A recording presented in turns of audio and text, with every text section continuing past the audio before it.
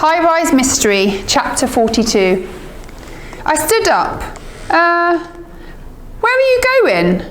Norva said from the doorway. You need to get into the CCTV. Access, please. I sat back down at my desk, not really knowing where to look. I clicked onto the council server. Achingly slow, the folders appeared one by one. By date, last opened, invoices, incidences, accidents, cameras. The last one was worth a try. Surely. Inside the folders sat subfolders for each corner. Inside of those folders were video files for each camera, for each day, for the last 7 days. There were 4 folders for each camera in corner 1. The lift by the lobby, shoot on the 1st Avenue, shoot on 2nd Avenue, shoot on 3rd Avenue, where George, Hugo and Serena and Jane lived. I was quietly impressed by the system and structure. I was unimpressed by the number of cameras. I actually found the files. Norva, I exclaimed. We might actually be able to find something here. Yeah, I know. Why do you think I was stunting for the cameras? She asked.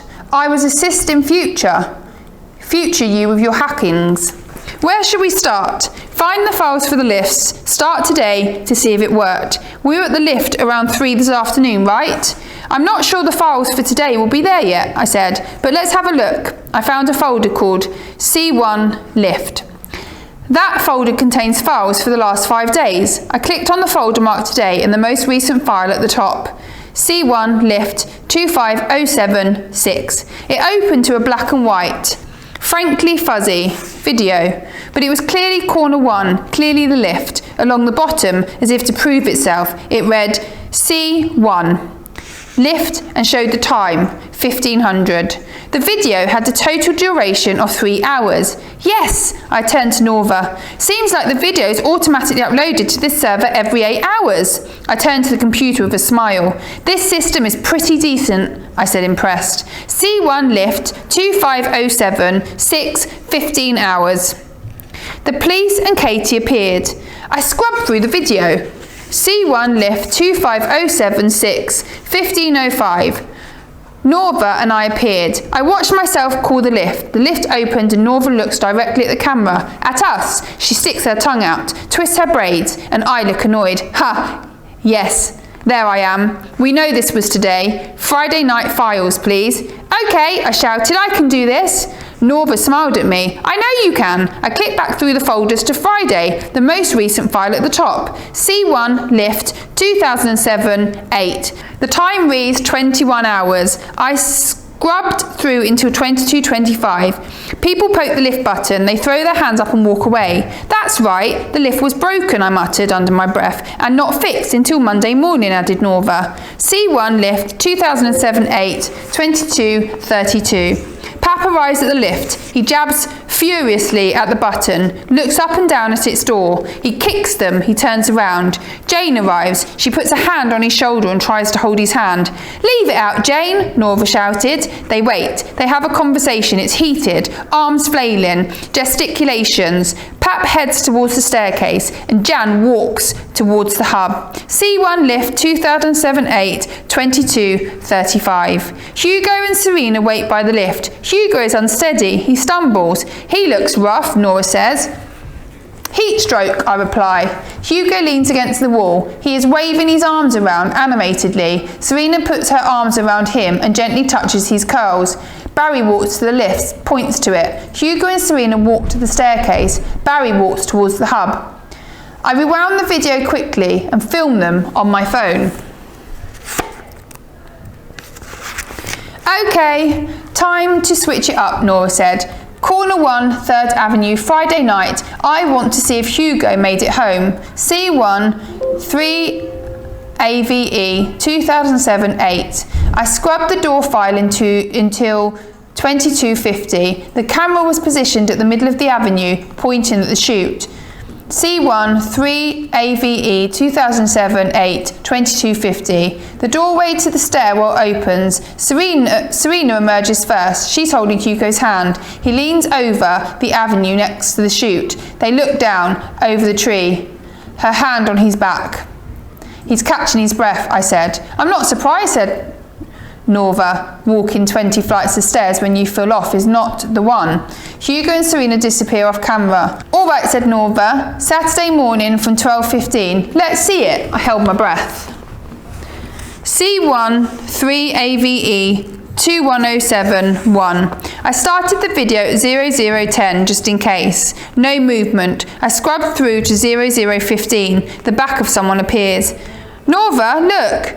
C1 3AVE 2007-8 0015. A person wearing black is dragging a very large try bag behind him.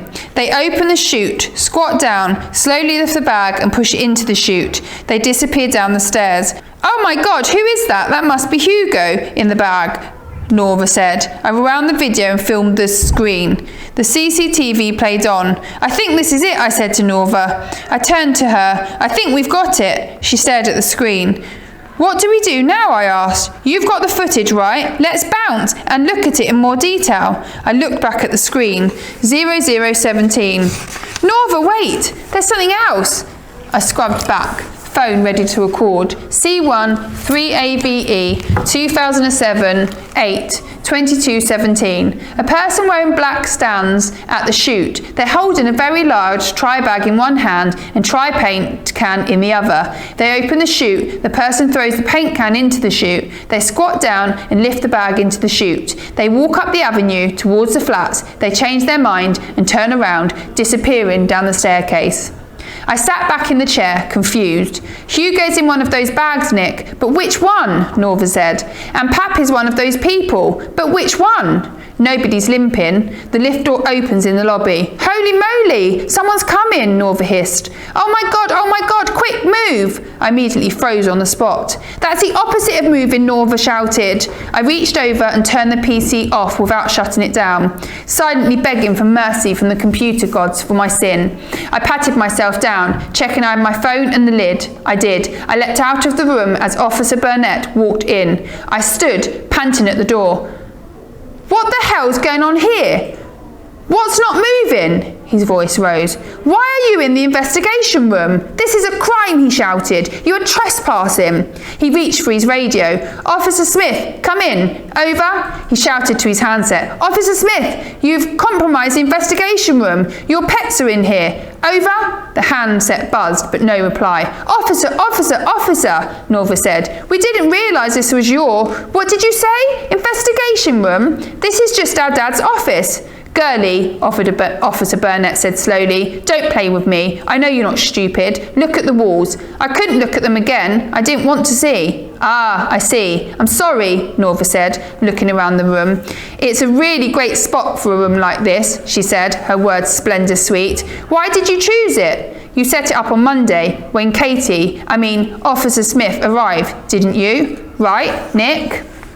She spun round to face me. I nodded. Officer Burnett shifted on the spot. It made sense at the time. Made sense? An investigation room with sensitive information in a place where many people, potential suspects included, walk past regularly? I suppose so. Well, DCI Sharp signed it off, so made sense in a room that has multiple sets of keys. He looked at the floor.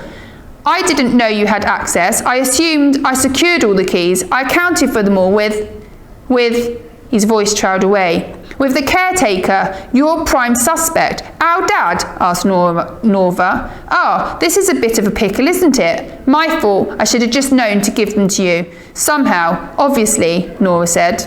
Yes, as soon as DCI Sharp returns, I'll apologise to her personally and let her know about my mistake, my lack of oversight. Norva smiled at him. No, he protested. You don't have to do that. He coughed. No need. Officer Burnett's radio crackled into life. Officer Burnett, this is Officer Smith.